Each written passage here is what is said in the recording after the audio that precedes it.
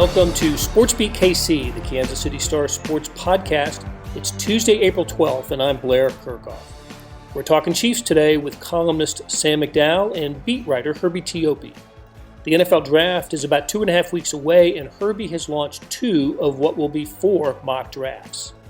The names in the drafts are different, but the idea isn't. Defense should be the priority for the Chiefs, according to the mocks, and if you want to narrow it down further, rush end. After a break, we discuss Sam's conversation with Tyrann Mathieu, the safety who has completed 3 seasons with the Chiefs, and there does not appear to be a 4th. The Chiefs have been saying all along they wanted to bring back Mathieu, but it hasn't happened. Sam sat down with Mathieu in New Orleans last week and wrote a terrific story.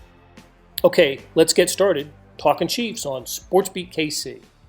So we're here with Herbie Teope and Sam McDowell, beat writer and columnist. I think this is the first time that we've separated the titles in a podcast, and I don't know. I'm a little nervous. I don't know how to address Sam now as a columnist. Herbie, beat writer, you can just shoot the breeze with the beat writer. But a columnist, you got to bring some. You better bring some good questions and some very thoughtful dialogue when you're talking to Sam McDowell these days. So. Yeah, I usually don't talk to Herbie anymore, Blair, because it's kind of beneath me to even have those conversations.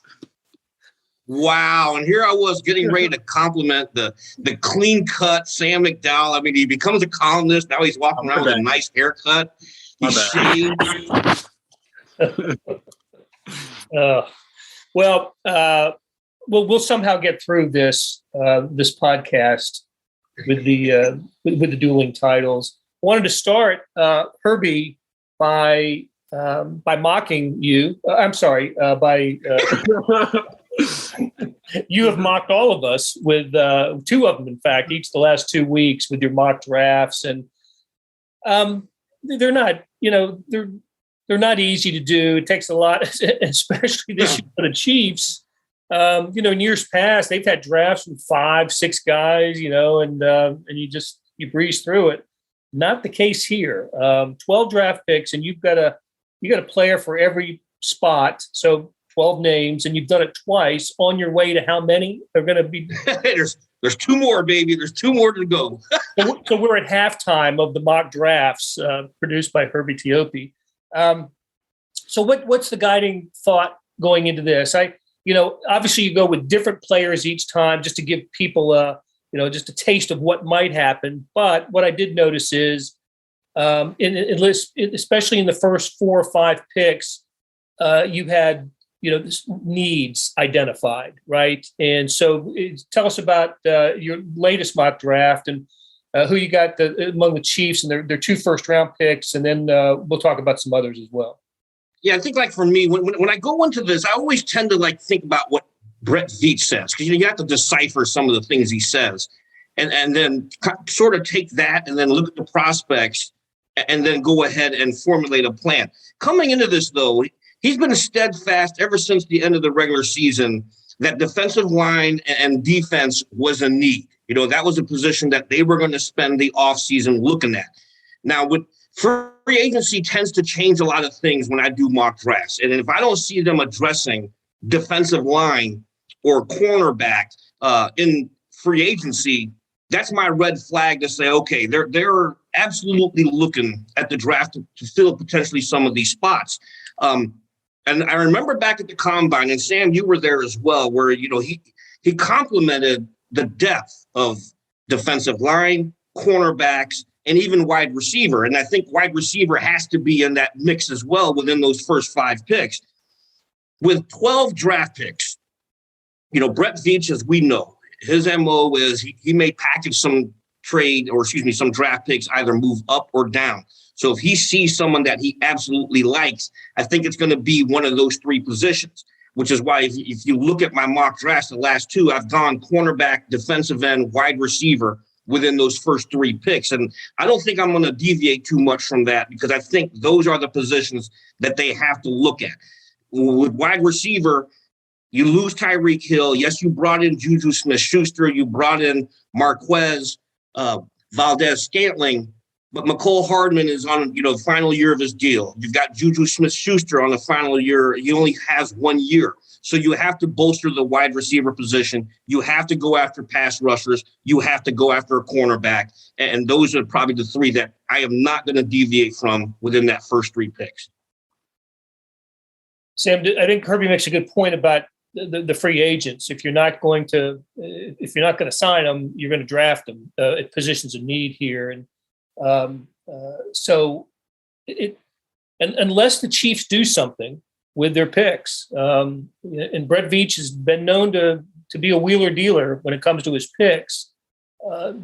Some kind of defensive line. Let's just say an edge rusher and a cornerback seem to be should be high on the Chiefs list. Yeah, this is sort of the new way of how the Chiefs are going to have to operate in the era of the Patrick Mahomes extension, which is last year we saw Brett Veach sort of announce to us the same sort of proposition, which is you got to overhaul the offensive line, was what he said last year. And they did that in free agency, with the trade, and with the draft. This year he said the same sort of announcement to us about defensive line. We haven't seen them add defensive linemen. And so you say, well, the draft is coming up. They got 12 picks. They're going to have to do the defensive line. To me, that's the number one priority going into this draft. I do think they have enough needs to where they're not set. They don't have to corner themselves into just drafting a defensive lineman. Herbie outlined those other needs. But I think the bigger picture is what I said, that this is how the future of the Chiefs is going to be. They're going to have to operate with draft picks to fill needs. And it's not as comfortable as a spot to be. But, I mean, let's face it, the Patrick Mahomes contract is not as comfortably fit under the salary cap as it used to be. To Sam's point about last year where he was talking about offensive line, if you remember some of the mocks I did leading up to Brett Veach's pre-draft news conference or press conference that he had with us, all of them featured a left tackle. But then all of a sudden, after that press conference, what happened, Sam? Remember this. An hour later, they traded for Orlando Brown. So, that threw everything into a flux. So they clearly addressed it. So, even with those 3 picks that I'm not going to deviate from too much, there's still some time where they could probably make a trade before the draft and bring in a pass rusher or a cornerback, to bolster that. And so a lot of things can change between now and the draft, but yeah, those are the positions I think that they have to concentrate on. Yeah, I mean, to your point, Herbie, they've got assets now. I mean, they've got 12 picks. So they've got, if they want to make a move, they can make a move. Because of what I said, I don't think they should make a move. I don't think that means they won't. When you've got 29 and 30, it can become awfully enticing to package those and try and move up. Well, that's what I was going to suggest, because kind of like quarterbacks, edge rusher, you're not necessarily going to get a guy who is a difference maker outside of the top 15 or 20 or so. Right. Exactly right. So nothing's out of the realm of possibility, but I can see a scenario where the Chiefs package maybe not 2 firsts, but one of their firsts in a third or a fourth, just to move up 10 or 15 spots. Is that, and not having the chart in front of me about what value is that a outlandish thought? I think it's a possibility. Again, in fact, I would even say it's a decent possibility, but it's not the strategy I would go, because I think, the interesting thing is Brett Veach has done really well deeper in the draft. And I think he needs to trust his own resume and keep as many picks as possible, because he drafted L'Jarius Sneed in the 5th round. The 2 first picks he had last year were both deep 2nd round picks, and they're both potential Pro Bowlers, we think. So I think if I'm Brett Veach, I look at my own record and say, I want the 12 picks. Maybe if there's a guy you absolutely fall in love with, but the guys he's fallen in love with and traded up for have not been as successful as the guys I just mentioned. Even Trey Smith. Yeah, don't forget Trey Smith last year. Yeah, 6th rounder. Yeah, 6th round. Yeah. And the Chiefs are going to need cheap labor under in the Patrick Mahomes salary cap era. Patrick Mahomes salary, they are just going to need cheap labor. And look, the the most recent NFL dynasty, that's how they existed for a couple of decades. Getting key pieces to put around Tom Brady, but the Patriots always were always had more than 7 draft picks every year, and that's how they did it. They had some good players and some great coaching, but in terms of just making it work financially, I think that's how it has to happen. Yeah, there's something to be said about getting players and getting the most out of them during their rookie contracts. I mean, you nailed it. We're talking about the Patriots, obviously, and they did a very good job of it. And Bill Belichick, to his credit, always seemed to know, okay, do I want to keep this guy around for an extension, or is it time to cut loose and just reload again in the draft? And that's what they did for numerous years. All right, guys, let's take a break. And when we come back, we're going to hit on Sam McDowell's terrific story where he sat down with Tyrann Mathieu in New Orleans during Final Four week. We'll be right back. Hey, it's Blair. We have a special subscription offer for SportsBeat KC listeners, unlimited digital access to the Kansas City Star's award-winning sports coverage. Sign up now for 1 year of Sports Pass for access to all the sports news, features, and columns presented on the kansascity.com site, and it's only $30. That's a 40% savings off our regular rate. Your subscription will automatically renew after the initial term at $50 unless you tell us to cancel. Your subscription helps support the sports coverage of kansascity.com and the Kansas City Star, and that support has never been more important. Please visit kansascity.com/SportsBeatKC offer to get this special offer. And as always, thanks for listening. Okay, we're back with Herbie Teope and Sam McDowell. We're talking Chiefs. So while the rest of the coverage crew was busy following the Jayhawks in New Orleans, Sam McDowell took at least an hour out of his time covering KU and went and sat down with Tyrann Mathieu at a New Orleans cafe and came up with a terrific story. We'll post to it we'll link to it on our on the Kansas City Star's website. But Sam, I always like to talk about how stories come about. What was the kind of the genesis of the story? Well, first of all, I felt guilty about going to New Orleans without Herbie. Part of the ride. And I also feel like we shouldn't mention New Orleans on a podcast before he does, Blair, but it is a first. I felt like the timing just worked out. As far as, like you mentioned, KU was playing there. I was heading there anyway and just reached out to him. And you know how these things are. It's sort of like, a football analogy would be recruiting. I mean, how many guys does a football coach contact before one of them says, yeah, I'll come there? Tyrann just happened to be up for it. And I did anticipate that he was going to be pretty open because that's Tyrann Mathieu's personality. I mean, he's I think we can all say among our favorite guys to talk to in the locker room back when the locker room was open in 2019. So and that was my takeaway after leaving the cafe as well, was there was not a question that I asked that he was not up for answering. No, he really is a genuine person and a likable person. He's a kind of guy you root for. Yeah. And which is why when he said what he did about being heartbroken, and not just heartbroken, but heartbroken, yeah. the emphasis, you had to feel it a little bit. And there's so many places to go here. I guess, Sam, I'll say that when I finished reading the story, one of my first thoughts was, I wonder when the Chiefs knew he wasn't going to be a part of the future. And the pessimist in me, I guess, maybe believes it before last season, that the Chiefs knew that he was not going to be part of the future, kind of understood what his number was, his salary demand was going to be, and just thought, you know what, it's not going to happen. It's not going to happen. So I don't know what your conclusions were. Sometimes you got to read between the lines. And one of the reasons you have to read between the lines is the Chiefs aren't going to comment. It's not in the Chiefs' interest to comment on something like this. So you only had Tyrann Mathieu's side of the story. Yeah. Still, it was a heck of a, emotional roller coaster for him and a great read. So what was your sort of bottom line about what the Chiefs may have offered and what Tyrann Mathieu would have accepted?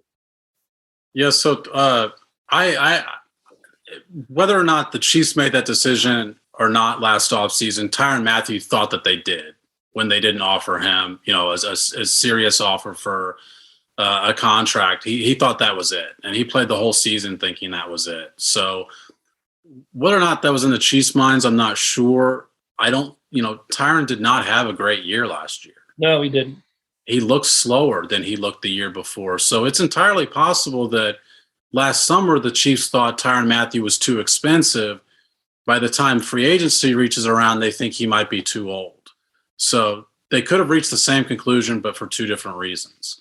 And Tyrann gets it. I mean, he understands the business, but that just doesn't mean that it doesn't seriously affect him. And like you mentioned, I mean, he said he was heartbroken over it.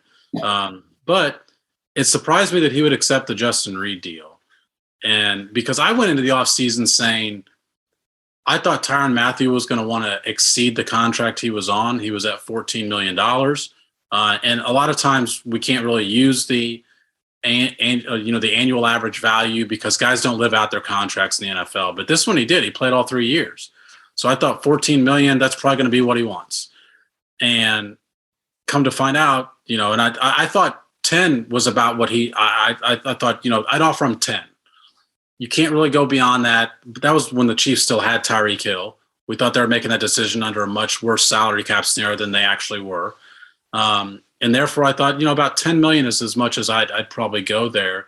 Well, I mean, 10.3 is what Justin Reid gets. That's kind of a 2-year deal. I mean, when you look at it, they can cut bait after 2 years. They can make that into a 2-year deal. Tyrann Mathieu at age 30 and 31, I don't think sounds all that old. If he wasn't asking for 4 years, I think that was a doable deal. But under his impression, there were just not many conversations. And of course, I mean, Herbie knows this. We were at the Combine. Agents and GMs talk a lot at the Combine. So one entirely plausible scenario is these two sides had a preliminary conversation, and one of the sides walked away saying it's just not going to work.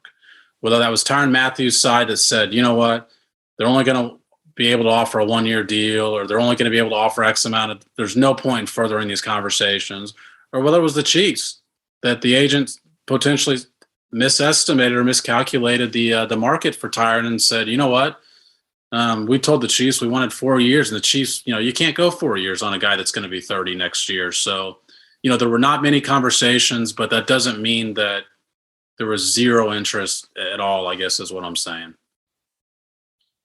You bring up a really nice point about the market. And the market's speaking right now, is it not? I mean, the fact that Tyrann Mathieu hasn't signed, no, he doesn't, that can go on now for, in fact, I fully expect him not to be in someone's, off-season, activities. But there is something to be said right now about what his market value is and what the NFL is saying about his market value. Yeah, and I think, Blair, to your point about the timing of this, and I put this part in the story, that he realized that he's appreciated this time more than he anticipated he would, because it's allowed him time with family. And so I don't think he's willing or eager to just give that up to sign a deal. The second piece of that I don't think I put in there is that it's going to allow him the opportunity for the first time in his career to work on himself rather than working on a scheme that he's entering, because he's switched teams a lot. Yeah. So, he's training actually with Tom Brady's trainer starting this week. So he's working on himself.